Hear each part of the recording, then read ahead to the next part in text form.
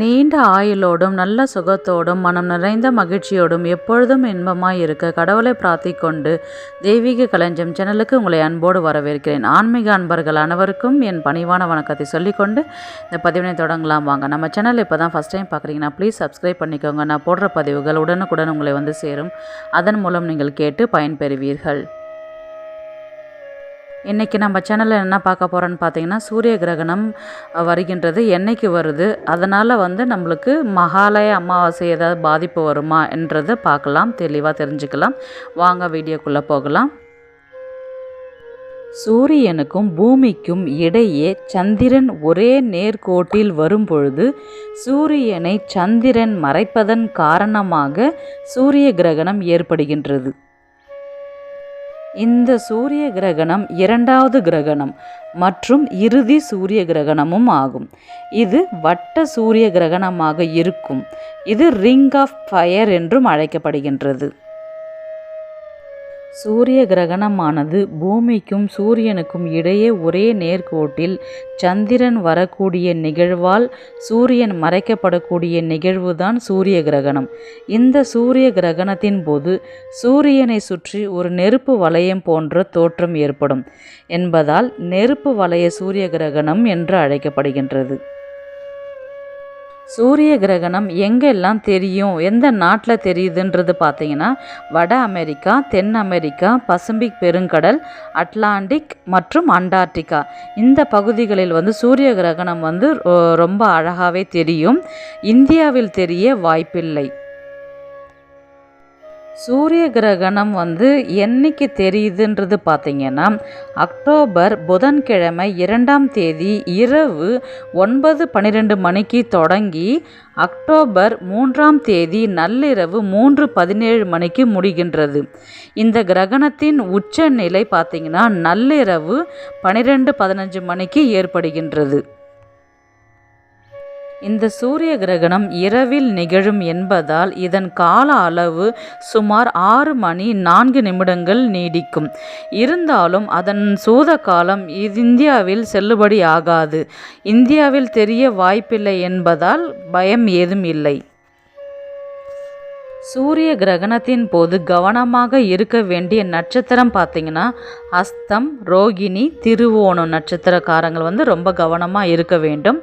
கவனமாக இருக்க வேண்டிய ராசிகள் பார்த்தீங்கன்னா, கன்னி, சிம்மம், துலாம். இந்த ராசிக்காரர்கள் எந்தெந்த விஷயத்தில் ரொம்ப கேர்ஃபுல்லாக இருக்கணுன்றது பார்த்தீங்கன்னா, சிம்ம ராசிக்காரங்களுக்கு ஃபஸ்ட்டு பார்த்தலாம். பணம் வாங்குவதிலும் கொடுப்பதிலும் கவனம் தேவை. வேலையில் தடைகள் ஏற்படும்.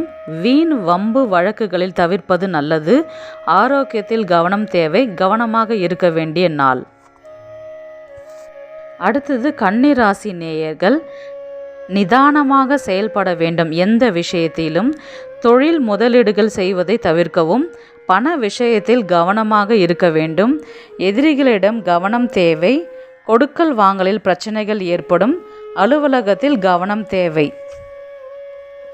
துலாம் ராசி நேயர்களே, உத்தியோகத்தில் கவனம் தேவை. தேவையற்ற பிரச்சனைகளை தவிர்க்க வேண்டும்.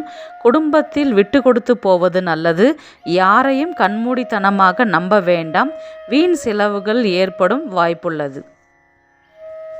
இந்த 3 ராசிக்காரர்களும் அன்னைக்கு ஒரு நாள் கவனமாக இருக்கணும். எந்த ஒரு விஷயத்திலும் வீண் வாக்குவாதம் வம்புகள் வந்தாலும் அவற்றை தவிர்ப்பது நல்லது. அதிர்ஷ்டம் தரக்கூடிய ராசிகள் பார்த்தீங்கன்னா, விருச்சிகம், கடகம், மிதுனம். விருச்சிக ராசி நேயர்களுக்கு நீண்ட நாட்களாக இழுபறியாக இருந்த பணம் கைக்கு வரும். வாழ்க்கையில் நீண்ட நாள் பிரச்சனைகள் ஒரு முடிவுக்கு வரும். வியாபாரத்தில் முன்னேற்றம் வரும். கடக ராசி நேயர்களுக்கு குடும்பத்தில் மகிழ்ச்சி அதிகரிக்கும். பல நாட்களாக வரவேண்டிய பணம் வரும். ஆன்மீகத்தில் ஆர்வம் அதிகரிக்கும். குழந்தைகள் படிப்பில் ஆர்வம் அதிகரிக்கும்.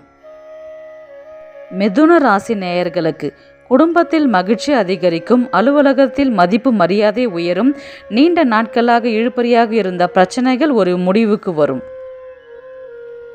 அக்டோபர் 2ஆம் தேதி மகாலய அமாவாசை வருவதால் தர்ப்பணம் திதி கொடுப்பதில் ஏதாவது பிரச்சனை வருமா என்று பார்த்தீங்கன்னா, பிரச்சனை எதுவும் இல்லை. ஏன்னு பார்த்தீங்கன்னா நைட்டு தான் வந்து நம்மளுக்கு சூரிய கிரகணம் வருகின்றது. நம்ம நாட்டில் தெரியலனாலும் வெளிநாட்டில் வந்து தெரிகிறது. அதனால் நம்ம காலையிலேயே வந்து நம்ம தர்ப்பணம் கொடுக்கறதுனால அதுக்கும் சூரிய கிரகணக்கும் அமாவாசைக்கும் எந்த ஒரு பாதிப்பும் இல்லை, எந்த வித பிரச்சனையும் கிடையாது. ஆனால் நீங்கள் பரிகாரமாக வந்து என்ன பண்ணணும்னு பார்த்தீங்கன்னா, நீங்கள் தர்ப்பணமெல்லாம் கொடுத்துட்டு மாலை நேரத்தில் நீங்கள் சிவன் கோவிலுக்கு போயிட்டு நவ கிரகங்களுக்கு வந்து ஒரு நெய் தீபம் போட்டுட்டு சிவனுக்கும் ஒரு நெய் தீபம் போட்டுட்டிங்கன்னா அந்த எந்தவித தோஷம் இல்லாமல் போகும்ன்றது சொல்லுவாங்க. கிரகணம் ஆரம்பிக்குதுன்னா நம்ம வீட்டில் செய்ய வேண்டிய வேலைகள் என்னன்றதை பார்க்கலாம். நீங்கள் கிரகணம் வந்து நைட்டு வந்து ஆரம்பிக்கிறதுனால நீங்கள் மாலை நேரத்தில் அருகம்புல் எடுத்து வீடு முழுவதும் போட்டு வைப்பது நல்லது. உணவுப் பொருட்கள் தண்ணியில் இது எல்லாத்துலேயுமே போட்டு வைக்கலாம். இதனால் வந்து அதனுடைய விஷத்தன்மை வந்து கம்மியாகும். நம்ம நாட்டில் நடக்கலைனாலும் வெளி ஊரில் நடந்தாலும் வெளிநாட்டில் நடக்கும் பொழுது அந்த கிரகணத்துடைய தாக்கம் வந்து இருக்கும். அதனால் நம்ம ஊரில் நடக்கலேன்றது வந்து அலட்சியப்படுத்த வேண்டாம். இரவு நேரத்தில் கிரகணம் ஏற்படுவதால் வெளியில் செல்வது வந்து குறைத்து கொள்வது ரொம்பவே நல்லது. நைட்டு 9 மணி போல் தான் ஆரம்பிக்குது. அதனால் நம்ம 9 மணிக்கு முன்னாடியே சாப்பிட்றது வந்து ரொம்பவே நல்லது. இப்போ நைட் டியூட்டியெல்லாம் பார்க்குறவங்கெல்லாம் வெளியில் போகிற மாதிரி இருந்ததுன்னா அவங்கெல்லாம் வந்து நேரத்தோடவே வந்து கிளம்பி போகிறதுக்கு பார்க்கலாம். சுச்சுவேஷன் இருக்குது அப்படின்னா நீங்கள் சீக்கிரமாக போயிட்டு வர்றதுக்கு பார்க்கலாம்.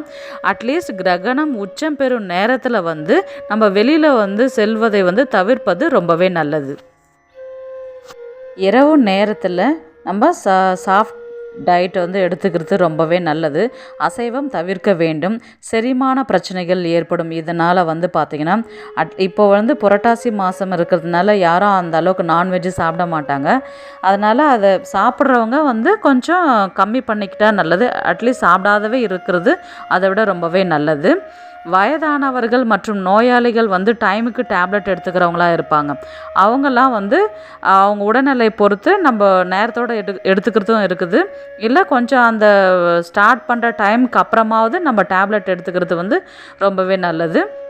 கிரகண நேரத்தில் வந்து விழித்து கொண்டு இருக்கிற மாதிரி இருக்குது அப்படின்னா நம்ம வந்து சுவாமி பெயர்கள் மந்திரங்கள் ஜபங்கள் வந்து செய்யலாம். அது ரொம்பவே நல்லது. அந்த நேரத்தில் கர்ப்பிணிகளின் கவனத்திற்கு தலையில் அருகம்புல் வச்சுக்கலாம். அப்படி வச்சுக்க இஷ்டம் இல்லாதவங்க கையிலே வச்சுக்கலாம். அல்லது ஏதாவது சுவாமி படங்கள் போட்ட கர்ச்சீஃபு டவல் அந்த மாதிரியும் நம்ம கையிலே வச்சுக்கலாம். கிரகணத்திலிருந்து அதனுடைய தாக்கம் வந்து நமக்கு கம்மியாக இருக்குன்றது சொல்லுவாங்க. நீங்கள் கிரகணம் ஆரம்பிக்கிறதுக்கு முன்னாடி நீங்கள் உணவு சாப்பிட்றது ரொம்ப நல்லது. அதுக்கப்புறம் ஷார்ப் இன்ஸ்ட்ருமெண்ட்டில் வந்து நீங்கள் யூஸ் பண்ணக்கூடாது, எடுக்கவும் கூடாது. அந்த வந்து நம்ம டச் பண்ணவும் கூடாது. தண்ணீர் தாகம் எடுத்தால் தண்ணி குடிக்கலாம். அது எதுவும் தப்பு கிடையாது. ப்ரெக்னென்ட் லேடிஸ் வந்து நைட் வந்து கம்பல்சரி வாக்கிங் போவாங்க. இந்த நைட் வாக்கிங் வந்து அவாய்ட் பண்ணுறது ரொம்பவே நல்லது. நைட் டைமில் தான் வந்து கிரகணம் ஸ்டார்ட் ஆகிறதுனால நீங்கள் எப்பயும் போல் சாப்பிட்டுட்டு நேரத்தோடவே படுத்துக்கலாம். இயர்லி மார்னிங் நீங்கள் எழுந்ததுக்கப்புறம் வந்து பார்த்திங்கன்னா காலையில் எழுந்துட்டு குளிச்சுட்டு உங்களுடைய அன்றாட வேலைகளை செய்யலாம். நார்மல் பீப்புள் வந்து வீடெல்லாம் வந்து க்ளீன் பண்ணிவிட்டு வீடு க்ளீன் பண்ண முடியலனாலும் அட்லீஸ்ட் ஒரு மஞ்சள் தண்ணி அல்லது கோமியம் ஏதாவது ஒன்று வீட்டு ஃபுல்லாக நம்ம தெளிச்சிட்டு அதுக்கப்புறம் நம்மளுடைய அன்றாட வேலைகளை பூஜைகள் செய்ய ஸ்டார்ட் பண்ணலாம். அடுத்த நாள் காலையில் வந்து அமாவாசை பூஜை இருக்கிறதுனால காலம்பரை எழுந்துட்டு நம்ம ஸ்நானம் எல்லாம் பண்ணிவிட்டு அமாவாசைக்கு பூஜைக்கு நம்ம ரெடி பண்ணலாம். தர்ப்பணம் செய்ய ரெடி பண்ணலாம். அதுக்கப்புறம் அவங்களுக்கான படையல் ரெடி பண்ணி நம்ம பூஜைகளை எப்பயும் போல் நம்முடைய நார்மல் லைஃப்பை வந்து மெயின்டைன் பண்ணி போயிட்டே இருக்கலாம். நவகிரகத்துக்கு வந்து நம்ம விளக்கு போடணும். சிவன் கோவிலுக்கு போயிட்டு நம்ம விளக்கு போடணும்.